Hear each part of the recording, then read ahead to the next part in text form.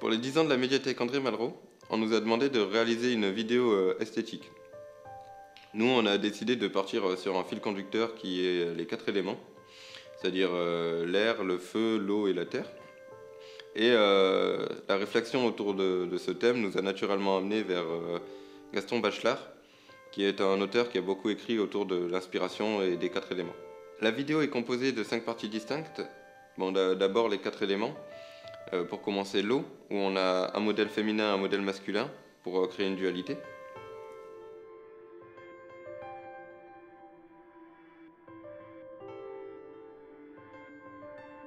Ensuite, le feu. Là encore une fois, il y a un modèle masculin et un modèle féminin.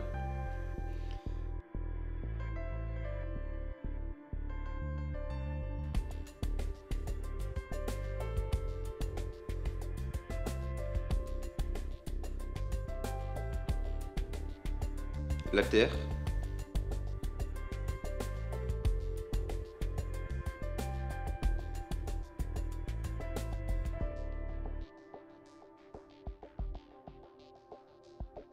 Et ensuite l'air.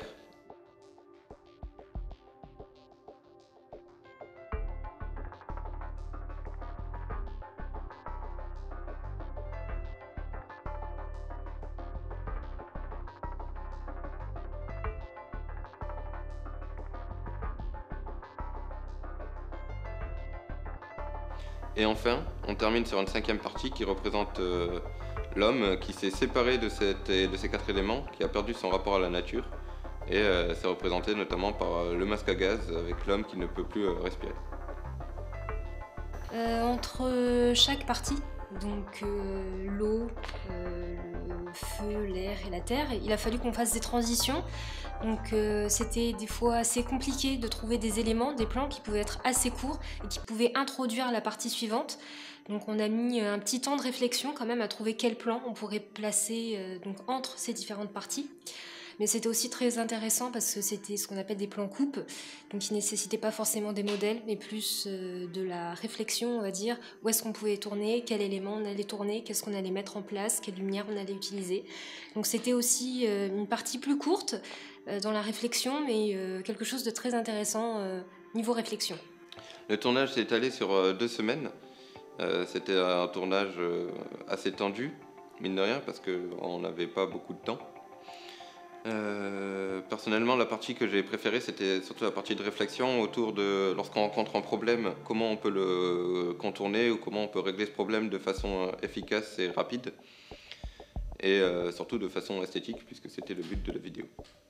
On a eu la chance d'avoir 2 assistantes avec nous, une qui s'est occupée du maquillage et l'autre du costume, donc surtout le costume pour la statue qui a pris quand même assez de temps. Il a fallu acheter le tissu, il a fallu trouver la machine à coudre, ensuite prendre les mesures du modèle, puis coudre avec la machine, le fil, tout ce qu'on avait déjà préparé.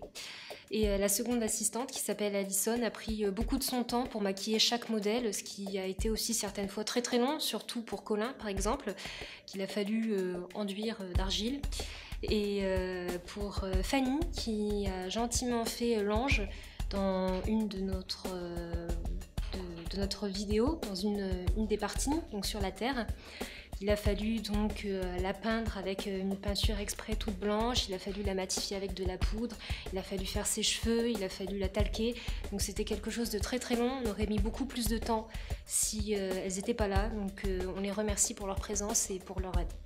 Avec peu de moyens, mais surtout peu de temps, il a fallu réfléchir au décor et aux environnements où est-ce qu'on allait tourner nos plans, donc nos différentes parties. On a eu la chance d'avoir la piscine de la famille Lebrun qui nous ont gentiment prêté leur maison pour pouvoir tourner, placer tout ce qui était le matériel, donc la caméra et aussi forcément les modèles, ce qui a pris une petite journée. Donc on les remercie pour leur gentillesse. On a aussi eu la chance d'avoir le théâtre de Béziers, donc on ne s'attendait pas à une réponse aussi rapide et surtout positive. Donc on remercie Christophe Lelanec, le régisseur général du théâtre, et aussi Aurélie Massia pour leur réponse, leur patience et leur soutien dans ce projet.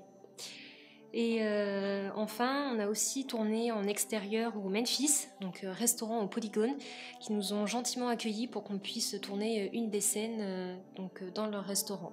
Pendant le tournage, on a réalisé plein de plans, mais il y en a certains qu'on n'a pas pu garder, car ils ne respectaient pas l'univers qu'on a essayé de mettre en place, qui était un univers très sombre.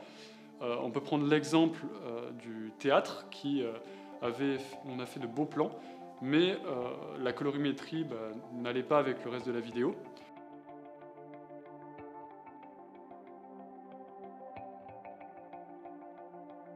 On avait aussi fait le Memphis, ce qui était aussi très bien à tourner, mais il y avait des couleurs beaucoup trop flash et ça ne collait pas donc avec l'univers. Il y avait aussi donc des plans extérieurs qu'on n'a pas pu garder puisque ça ne collait pas avec le thème sombre qu'on voulait. Il y a eu d'autres plans, par exemple un plan de moto qu'on a voulu réaliser, mais l'effet n'était pas au rendez-vous et ça ne rendait pas bien, du coup on ne l'a pas gardé. Et puis un dernier plan où je suis un peu déçu qu'on ne l'ait pas gardé, c'est un plan de masque qui est retiré, et puis la couleur passait plutôt bien et c'est un peu dommage parce qu'on n'a pas réussi à le caler dans les 5 éléments qu'on avait prédéfinis. Un des plans les plus compliqués à réaliser a été tout ce qui est sous-marin. C'était une première pour moi de filmer sous l'eau et j'ai eu quelques difficultés, notamment avec la mise au point. Mais au final, on a un rendu qui est vraiment propre, vraiment esthétique, et c'était un tournage qui était vraiment amusant. Pour la séance de karaté, c'était vraiment cool parce que j'ai eu la chance d'utiliser un objectif qu'on appelle Lens Baby qui permet de dynamiser la scène, qui est un objectif vraiment cool à utiliser. La partie qui était plus difficile, c'était la partie de l'air. Vu que l'air est invisible, on ne peut pas le voir, pour la représenter, ce serait pas facile.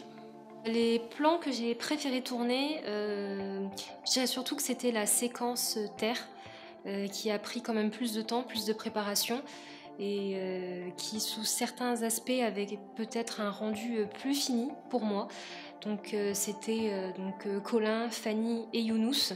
Donc je trouve que le rendu il est juste super. Moi c'est mes plans préférés, c'est ceux que j'ai préféré tourner. Ce qui m'a plus marqué, c'est l'esprit d'équipe par rapport aux transitions. On a pu réfléchir en équipe pour trouver les transitions qu'il faut.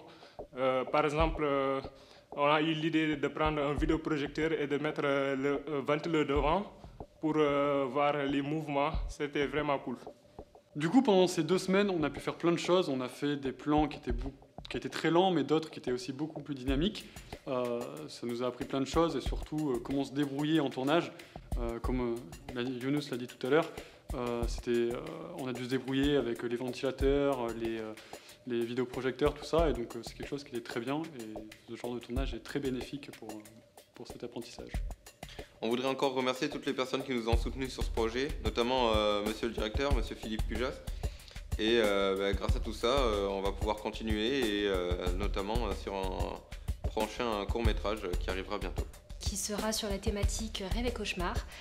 On a réfléchi déjà, on a des idées pour le scénario et on a hâte de concrétiser ce projet qui risque d'être très intéressant et je pense qu'il va vous plaire.